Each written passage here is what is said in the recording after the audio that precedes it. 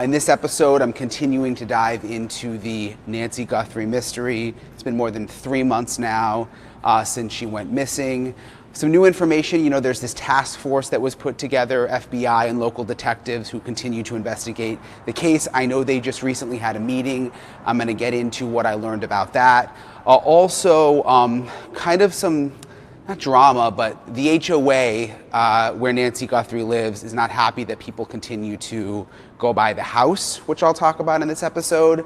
And also in California, you guys may have heard about this, there was this elderly couple, it was a murder-suicide, and it seems it could all be connected back to an online scam.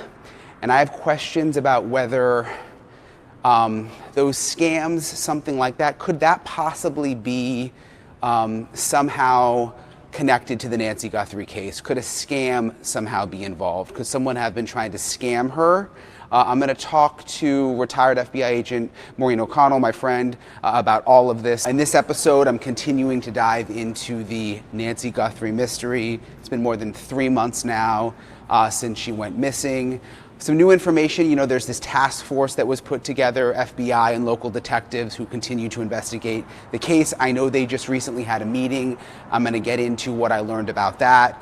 Also, kind of some, not drama, but the HOA where Nancy Guthrie lives is not happy that people continue to go by the house, which I'll talk about in this episode. And also in California, you guys may have heard about this, there was this elderly couple, it was a murder-suicide, and it seems it could all be connected back to an online scam.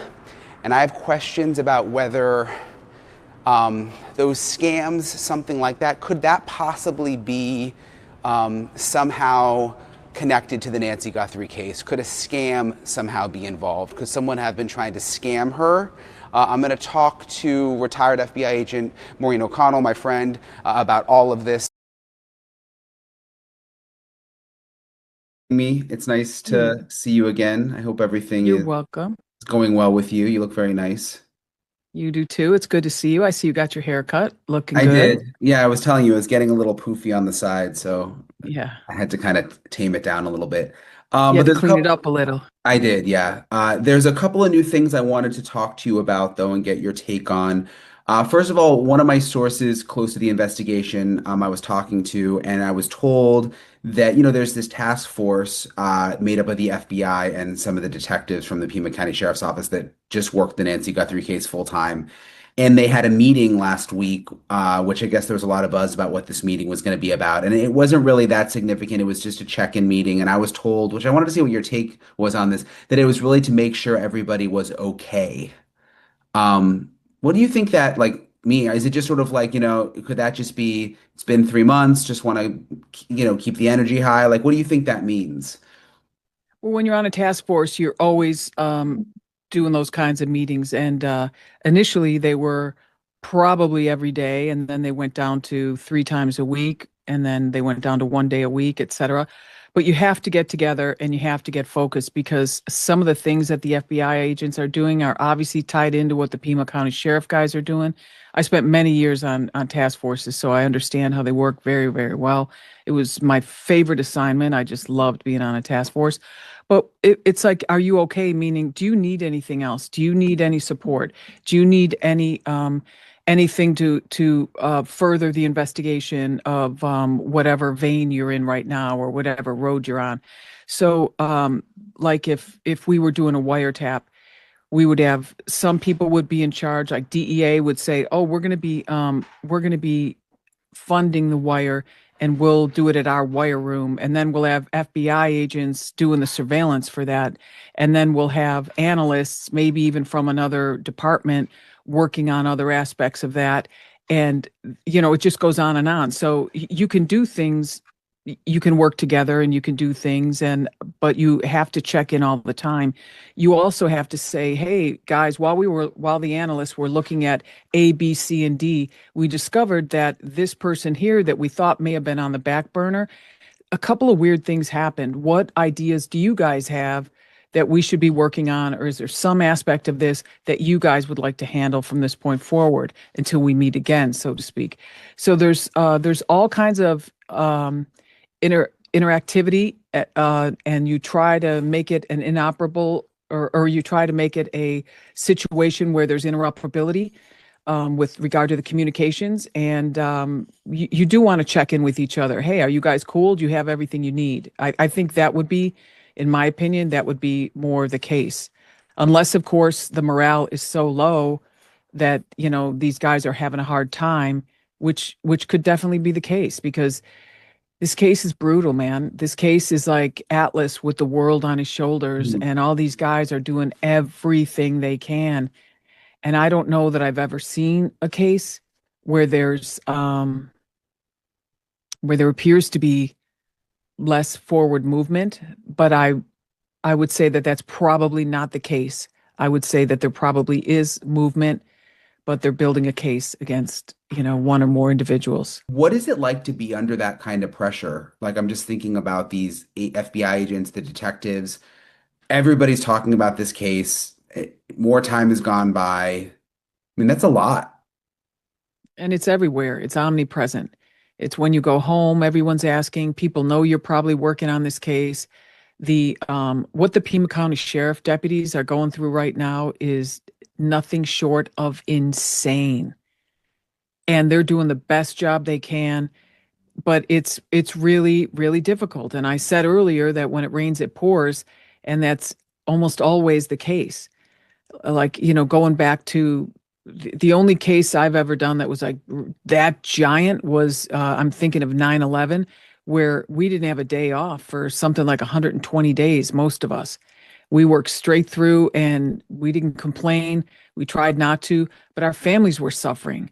I mean, I was at coming out of church one time, and someone walked up, and I'm holding my little boy's hand, and they're like, "Oh my God, I'm so glad you are okay, because the first thing I thought of was both you and your husband getting blown up, because LA was a thing right in front of my little boy." I mean, so it's everywhere, and it's bullshit. It pisses me off.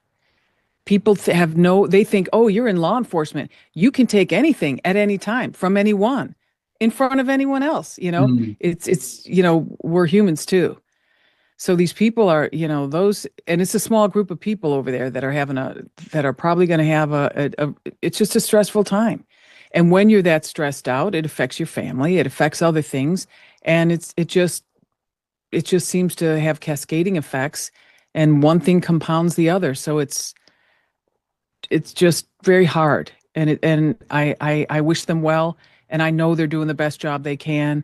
And I honestly haven't.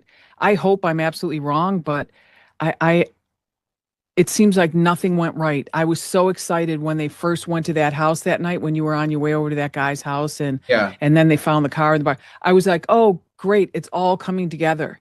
And since then, it's been like crickets, Mm. you know? So I hope it's not like crickets. I hope they have things, they're developing things, they're working through things, they're waiting on all kinds of stuff. That's what I hope for. Me too. It's been almost 3.5 months. Do you ever need like to take someone off and bring a new person in when you're on a task force like this, almost like new blood, new energy, a fresh set of eyes, or is it still too soon for that at the 3.5 month mark? Well, I'm sure plenty of people have had eyes on this investigation, but there are also times where people get cycled off for reasons totally different. There could be a guy in there that's in the military that's going off for a deployment, or to an additional school for 3 or 4 months. They're going to put somebody else in his place. There may be an FBI agent that's getting transferred to Washington, and he had his papers in long before Nancy went missing. He's going to get cycled off and someone else put in. So there's this general attrition that happens in law enforcement for all kinds of different reasons. Sometimes it's because, like in municipal law enforcement, you have the day shift, the night shift, the swing shift, however many shifts you guys have. And what you do these 4 month cycles, or whatever the department has. And now it's time for this guy to go to the graveyard shift.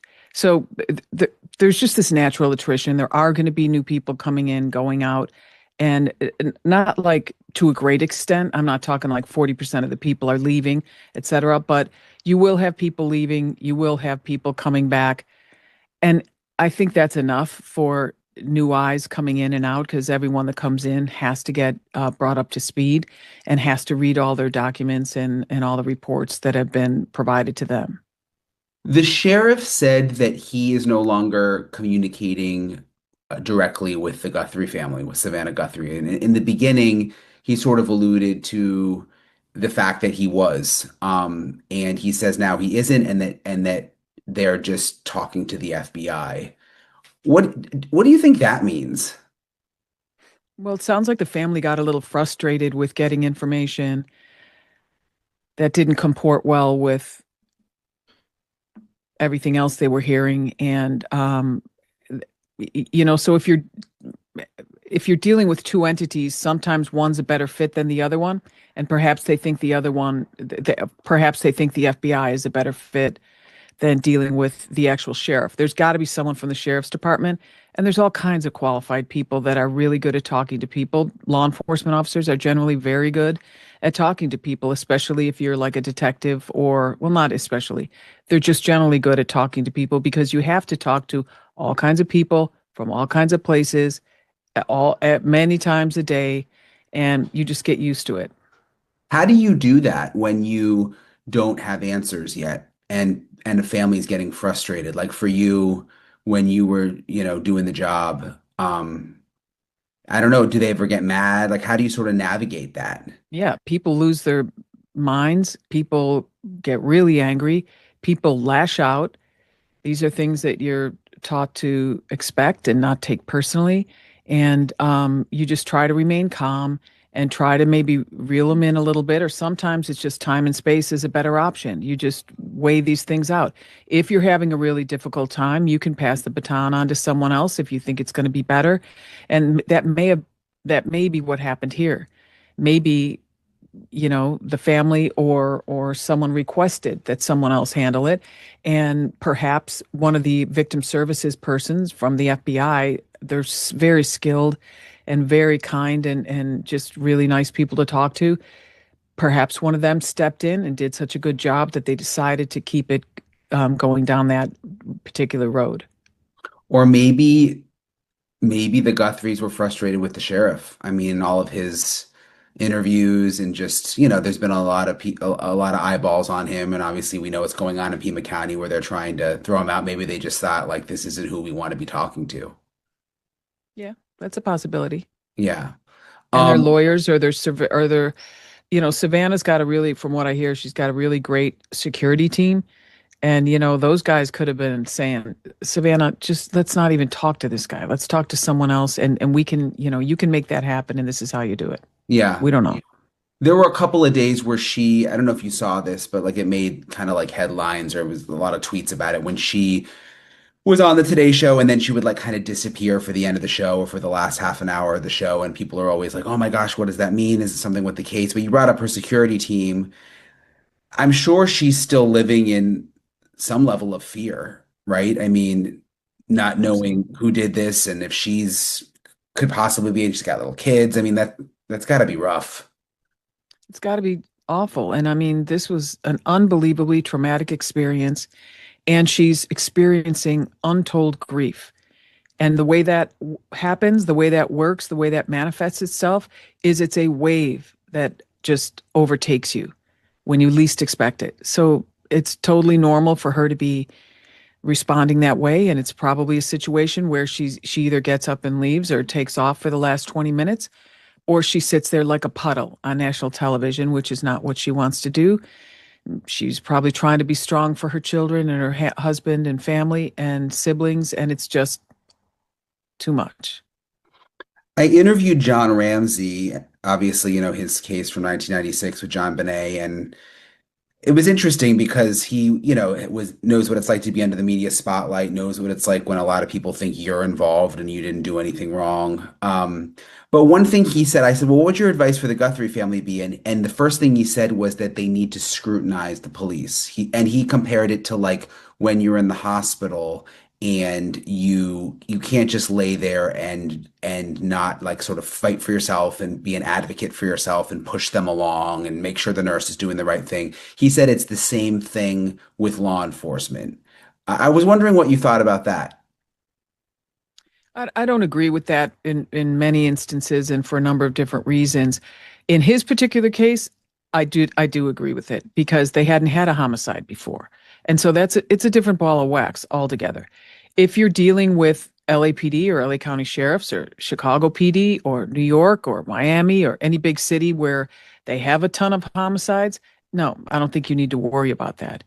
In his issue, in my opinion, with regard to them focusing on him or someone in the family was the amount requested in that quote unquote ransom note was the exact amount of money that he got for his end of the year bonus, which is bizarre because it was something like, you know, an odd number, like $70,000 or something ridiculous.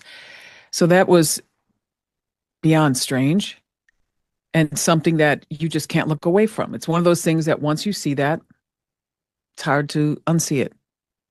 But do you think if you're the Guthries, do you need to apply some kind of pressure, or do you just sit back and expect people to be doing their jobs? It's normal, it's natural for families in situations like this to push for more, push for answers.